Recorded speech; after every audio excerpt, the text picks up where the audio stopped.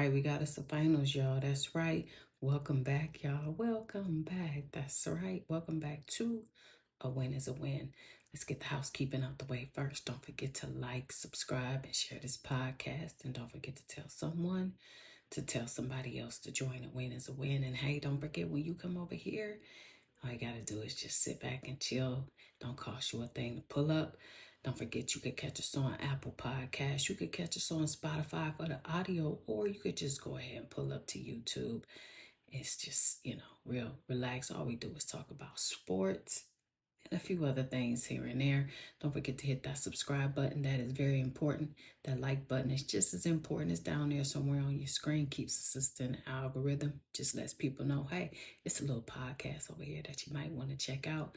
Most importantly, hit that notification bell so that you know when a new episode drops. Listen, the most surprising finals matchup probably in recent NBA history. I got a lot of notes to go over, but listen, the top seeded Thunder, which was an early preseason favorite, and then we have the fourth seeded Pacers, who surged a little bit later and they got off to a slow start. Now, listen, some people are going to take offense to this and what I'm getting ready to say, but stay with me for a minute.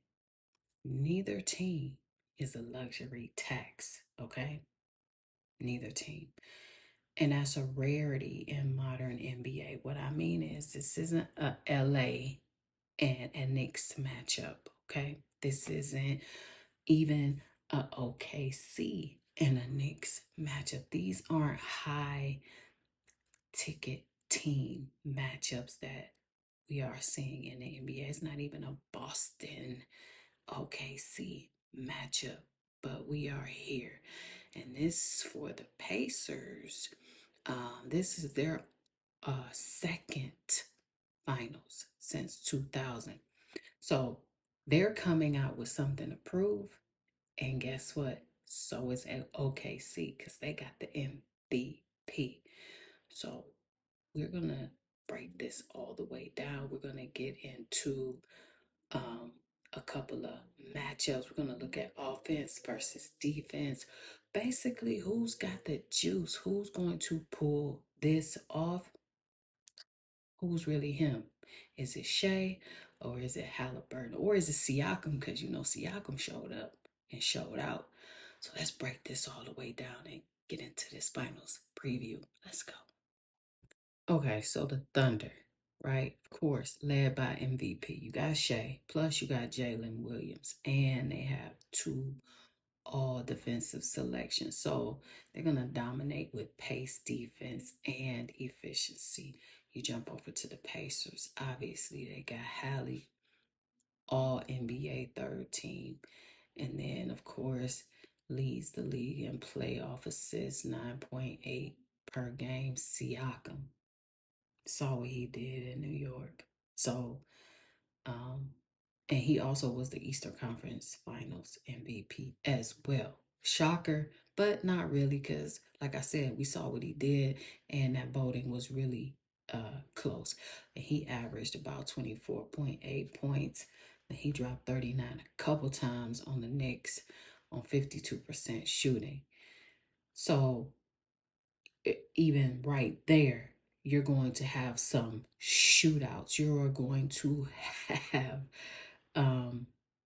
some tight matchups. My only issue is with that Halliburton.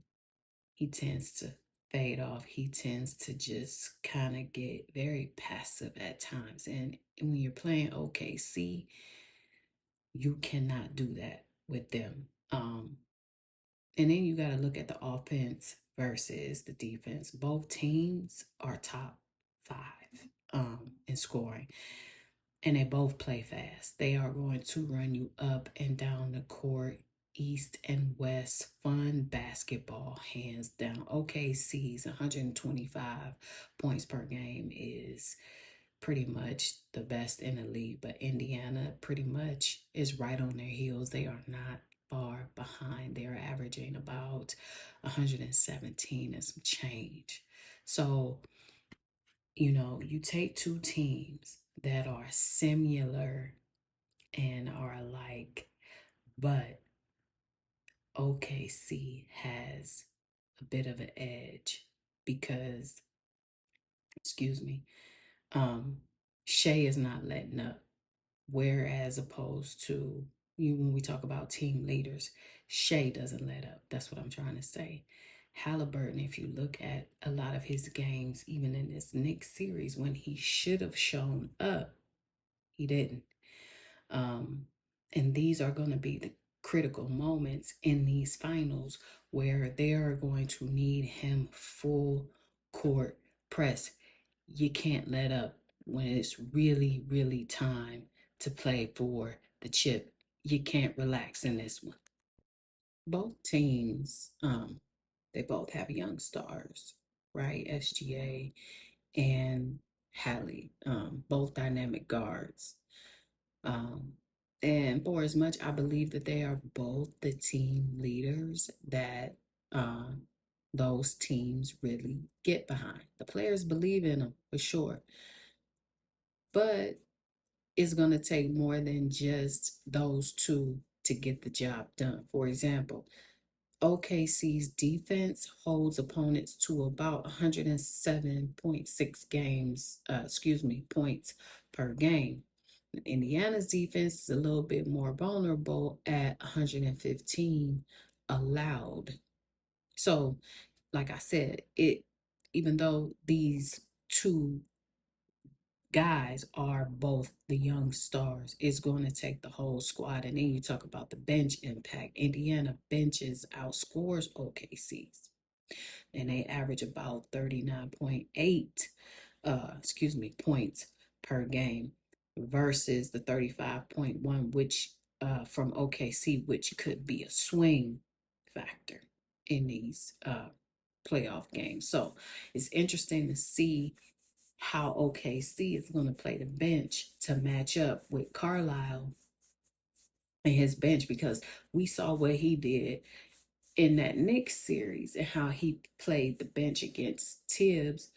And we're going to get into Tibbs and why he doesn't have a job. But that was one of the main factors in that Knicks Pacers series. When I say that Carlisle played that bench, a 5-piece here, a 5-piece there, he played all 10 pieces. Listen, 5-piece wing dinner, 10-piece wing dinner. I'm going to add the fries too. He played that whole bench and some more. Okay.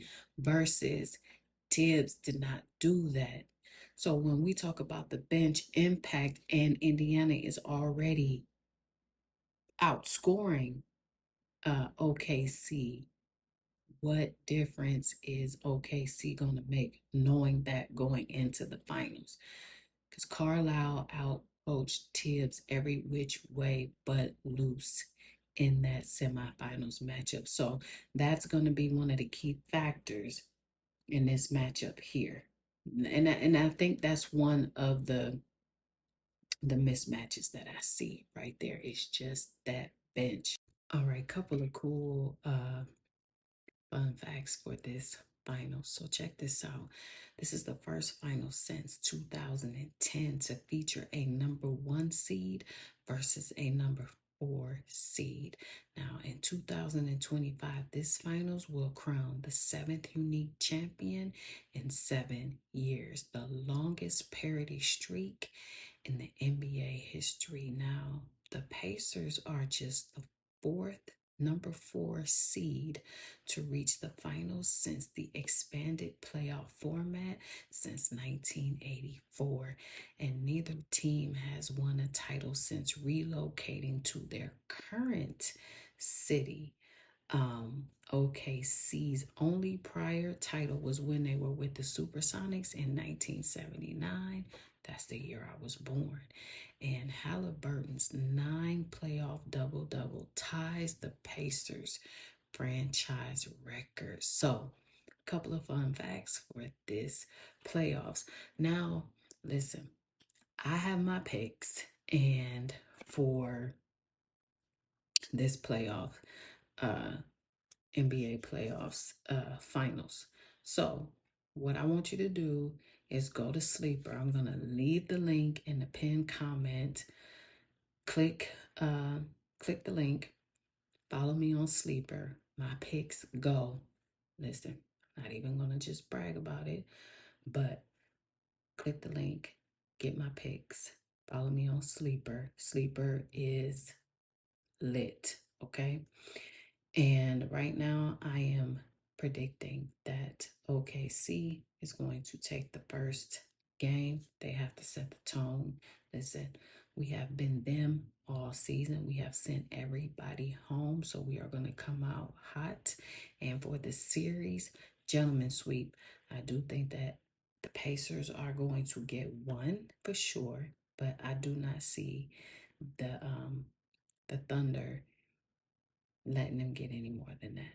Even though I think that both teams are good, I think that they match up very well. I am going to give OKC the edge in this series and just give them the gentleman sweep. Okay, so what's some of the X factors? Well, you know, you have SGA's ability to break down defenses and OKC's elite defense on the perimeter. But then you have the Pacers, and you still have to look at Haliburton's playmaking abilities and Siakam's scoring versatility. Can Indiana's offense overcome OKC's defense is the question. I'm still going with a gentleman's sweep. Thunder in 5. OKC's defense and star power to me gives them the edge, but you also do have to consider Indiana's resilience will put up a fight. Matter of fact, it'll make it a dog fight in certain instances. Look for SGA to be the finals MVP if the Thunder wins. And if the Pacers pull off an upset, it will probably be on the back of Haliburton's playmaking and Siakam scoring, plus a big bench performance. Remember what I said, their bench is a lot deeper than OKC. So what's my final thought? My final thought is this. With 2 young men and hungry teams and no recent championships, and no champions for that matter on the floor, history either way will be made. And let's not forget, we still got 2 Lakers that are going to get another chip that left the Lakers as well. Expect the fast pace, and I think a high-scoring series, a new name on the trophy, no matter who will win. That's going to end it for this week's episode. Don't forget to like, subscribe, and share the podcast. Don't forget to tell someone to tell somebody else to join a win is a win. Don't forget you can catch us on Spotify. You can catch us on Apple Podcasts for the audio. We're right here on YouTube. Don't forget to subscribe to the channel. Hit that notification bell so you know when the episode drops. Don't forget to hit that like button. It just keeps us in the algorithm. Lets everybody know there's a little podcast over here that you might want to check out. I'll keep Sleeper down in the pinned comments so that you could go there and get all of my picks. And I'll catch you next week. Peace.